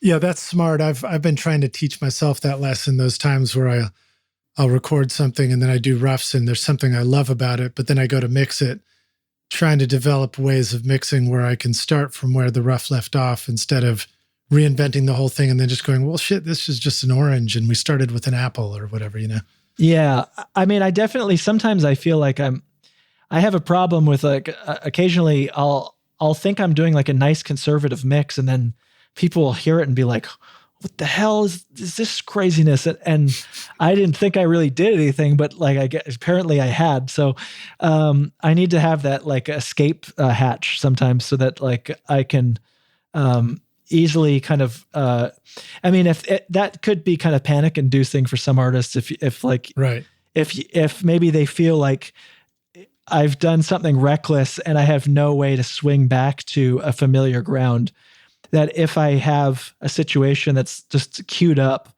so that like I can easily get back to what they're familiar with, then it's it makes me feel more comfortable too to take a big swing, because they could either like it or not like it, but like that way I can return to what was previously imagined in like 1 second as opposed to 2 hours of confusion and like chaos. Yeah, right. Do you ever feel like the time that you've spent watching YouTube videos, trying out mix tricks and tweaking version after version of your mixes has gotten you nowhere? Have you been looking for a simple, straightforward, step-by-step process for creating a pro mix that won't take you years to learn? What if you could have a Grammy-winning mix engineer who understood all your mixing struggles and could coach you through them? If you struggle with any of these questions, then the Ultimate Mixing Masterclass is just for you. Now you can discover the proven step-by-step mix system from Grammy-winning mixer Craig Alvin for consistently creating a pro-quality mix from your home studio that will sound amazing everywhere. Listen to this quote from one of our students, David. Quote, "Absolutely the most informative and helpful block of information and mentoring on the mix process that I've ever been a part of. That was like sitting behind a mix engineer for years, watching and picking up tips along the way, but condensed into a 6 to 7 hour session." Close quote. Look, I'm so confident that this will take your mixes to the next level that if you can't get a killer mix within 30 days, I'll give you a full refund, no questions asked. So if you're ready to take your mixes to Grammy-winning quality, then go to ultimatemixingmasterclass.com and start now by checking out the free preview of the ultimate snare mixing trick. And I'll see you at the front row table of the Grammys. Cheers. So what about for you? Are there moments where you feel like you're in the artist's shoes and you lose your sense of center on something because it's taking a change somewhere else? Would that just sort of be a mastering stage for something? Or is that really just the experience of the artist primarily? I feel like, I mean, there's so many times I get lost all the time. I feel like mostly like just the experience of like working and doing albums for a long time. I feel like mostly the things that I've learned that I pick up for myself are things that help me feel like I have some amount of control. Like no matter what the situation is, I feel like I have like tools the longer I do it that like help me get to a place of comfort. And sometimes I feel like if an artist has less experience, then sometimes it's guiding them and showing them that like, that I have it under control and that like whatever they want, I can get it for them, fairly reasonably fast, Yeah. It's just figuring out communication and how to get what it is that the person is wanting. But there are a lot of times when I don't know what I want. All those tools that I feel like I'm trying to like learn through my career are ways of kind of like mitigating that like that terror of like not knowing. I'm trying to keep that at bay as long as I can, so that I don't feel like I'm lost in a session. That's not a good feeling, But I mean, there's always like inevitably on most albums, there's a period at which like you run up against a wall and you go like, I don't know what I'm doing either, Yeah. And I think that that's actually a healthy thing. I sometimes feel like if there's an album and I never have that feeling where I'm lost, I think sometimes maybe I question if I did anything good. Because if I don't have that feeling, I feel like I'm not really pushing new ground. I'm not exploring things that I'm uncomfortable with. And that like, if I don't feel that way, then maybe the listener won't feel that way. That like, I feel like that trapeze act is part of what makes music thrilling, and it could be down to like a beautiful ballad, but I feel like the listener can hear when even the people that are making it feel uncomfortable. And I think that that's thrilling, no matter what kind of music it is that you want to have. I mean, when you listen to music, you want to feel some kind of energy or emotion or thrill. And I think making it is part of that. So to feel lost is, I think, a good thing. I mean, I don't want to feel lost the whole entire record making process. That's a brutal way to feel every single day, because then your whole life is going to be just a state of confusion and bewilderment and like sadness. But like, I do think that there's certain points where I'm starting to lose it and I don't know which way is up anymore. Yeah. And in my mind, sometimes I reassure myself and go, oh, like when I'm feeling that way, I think, okay, good. Now we're doing something, Yeah, absolutely. Yeah. Well, I think of records like Abbey Road or like Pink Floyd. I remember watching the Live at Pompeii movie, I think it was, or maybe it was the making of Dark Side of the Moon. I think that might have been it.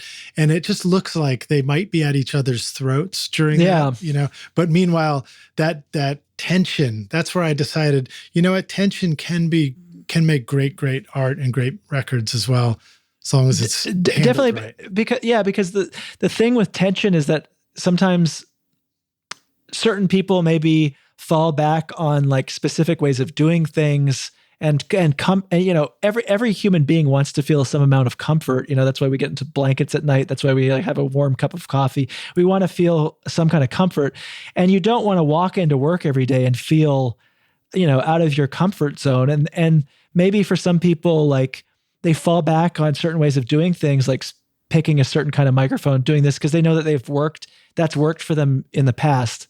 And like, I think that is a danger, and that like the tension of somebody that's, questioning why you're using that microphone is a good thing if it's going to make you start thinking about it like in a bigger way about like why you're doing that, and like are you just doing it because you're comfortable, or are you doing it because like this is going to represent the song the best way?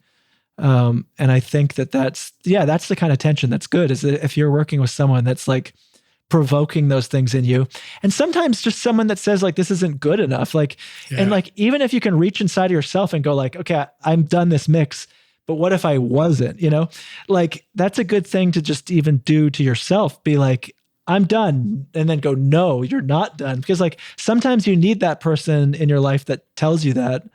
But like, sometimes that can be you, if you just like are willing to not be comfortable, know, and put yourself into that kind of like position, or just even like be it with like a mix that you think is really great. And then, cause sometimes that's painful to do. Like, I think I'm done. And then like, what if I were to like, just put this up against like my favorite thing and just like, be like, that you're in trouble, but it's going to send you down like a whole other kind of wormhole, but like, it's a good wormhole. Yeah. It's good to be reminded that your very favorite thing you ever listened to was also made by people, and you're a person. So there's a way to figure it out, Yeah. I mean, when I'm working on an album, I feel like I want to be in competition with my favorite albums of all time. Like those are my reference mixes. I want it to be like, I mean, I'm not like making it as good as those, but like, I mean, I'm trying to though, like that's like I feel like that's like a good like place. That's a good kind of competition to be in, is like try to make it like one of the all times. Cause then you're actually like kind of going for something. Yeah. Yeah. Very cool. Well, Shawn, speaking of warm, comfortable places and home and coffee and all that, or hot cocoa, we're going to let you go. Thank you so much for being on the show with us. I have one closing question that I've asked you before, and I'll ask it again. Okay. This is our hypothetical one where you get to take the Wayback Studio machine. Maybe you're going back to the 1300s to find a very young Shawn Everett. Oh, wow. But no, you go back and you go back to give yourself one bit of advice. If you could, and you're like, listen, dude, here's the single most important thing you need to know to be a rock star of the studio yourself one day. Where would you like to go back to, and what would you like to tell yourself? I mean, mostly it's just, keep experimentation alive and keep that like initial, that force that like made you fall in love with music. Just remind yourself of how exciting it can be to uncover, things that you're, that maybe you haven't heard before. That's what kind of got me into it all to begin with, was like, hearing like the Flaming Lips and Bjork and all these things, and not knowing how these things were made, and just how beautiful I thought they were, and how exciting. And like at the time, like not having YouTube, not having these things, and just kind of making up in my mind, like why it sounded this way. Like I remember hearing Bjork's Vespertine, and I assumed in my mind that I thought I heard like crunching snow or something. Nice. And I was just like, okay, well, maybe they made this album with crunching snow, and like just spending like, months outside. I remember taking girls on dates and like making them go record, snow up in the mountain, and like just like throwing it and crunching it and like all these things. This is near Banff. Yeah. And wasn't that where you were? Yeah. And like, I remember just thinking that was like such a kind of special period of time. Like no one was showing me how to make a Bjork record, but you're just like trying to imagine how you would make something like that, and like experimenting with that, and like not, pulling up Splice and being like, oh, cool loop. Now try this. And just just literally getting into the DNA of a sound, and like, how much can we explore this, and uncovering things that literally nobody has access to because you made it yourself. Yeah. And I think things that's are possible important. with a microphone. Yeah. And I think that like in the modern world, that it's very easy to make great sounding music, and you can rely on a lot of tools to get you there quickly. And I think that the really kind of more annoying ways of doing something can lead you to a place that like is different. And I think that those are good things to remember. Like, just put yourself in a big disadvantage and try to fight your way out of it. Yeah. Make great sounding, unique music. Yeah. Yeah. Well, Shawn, thank you so much, man. What a pleasure. What an honor to hang out with you. And I know you're a busy dude. We all do. So thank you so much for giving us so much of your time. Please let the rock stars know, where can they go? Where would you like them to go find you online? What if they're ready to make their next Crunching Snow hit record with you? I don't really have much of an online presence, but I do have an Instagram. It's PAWN TBP. Pon TBP. Tabupa. Yeah, it's mostly pictures of my daughter and occasional horror movies I made at home. But you and your colorful outfit at Mixed with the Masters, I think, right? Oh, I don't know. Is that what that is? Yeah. Oh, there's one picture of an outfit that the AI designed. I didn't make that. Oh, great. Nice. It looks like I'm wearing a belt buckle made of diamonds, but the AI I made that completely. I wasn't wearing that. Oh, wow. Oh, that's an AI image. I love it. It's all AI. My wife doesn't even have a red jacket, and she's standing beside me with a red jacket. Oh, that's fantastic. Yeah, I've been messing around with that a little bit. I've been making AI images of skunks playing banjo and guitar. Oh, nice. That's awesome. Well, Shawn, thank you so much. Rockstars, thank you for hanging with us on this podcast. And as always, it's a pleasure to talk to you. And I look forward to shaking your hand and meeting you in person. And, who knows, maybe I'll be able to walk in and talk to you about a mix one day. Who knows? Oh, hell yeah. Thank you so much. Yeah. Thank you, dude. Appreciate it. Thank you. We'll see you around the studio. Cheers. Awesome. See ya. Thanks so much for listening to Recording Studio Rockstars. If you enjoyed the show and want to help make it better, then please share this episode with your friends on social media and leave a rating and review on iTunes to help the podcast reach more rock stars like yourself. You can click directly over to iTunes or go to rsrockstars.com/review for an easy explanation. And remember to hit the subscribe button to keep up with weekly episodes. And if you're ready to make your best record ever now, then head over to Recording Studio Rockstars Academy, where you can start with my free course at mixmasterbundle.com. Thanks so much for listening, and thanks for being a rock star. I'm Lyd Shaw, and this is Recording Studio Rockstars. Now, go make great music. Recording Studio Rockstars would like to give a big thank you to our awesome sponsors who help make this episode possible: OWC, Lewitt, Adam Audio, Izotope, and Spectra 1964. And remember, at izotope.com/rockstars, use the coupon code ROCK10 for 10% off any plugin purchase. If you enjoyed Recording Studio Rockstars, then please check out our sponsors using the link in our show notes, because it's a great way to help support this show. These are all things I highly recommend for your studio. They're going to help you make your best record ever. I would also like to thank our fantastic team here at Recording Studio Rockstars, Vlad Weselchenko and Braden Stremming, for additional podcasts and video production. Thanks so much for listening, Rockstars, and we'll see you in the next episode. Cheers.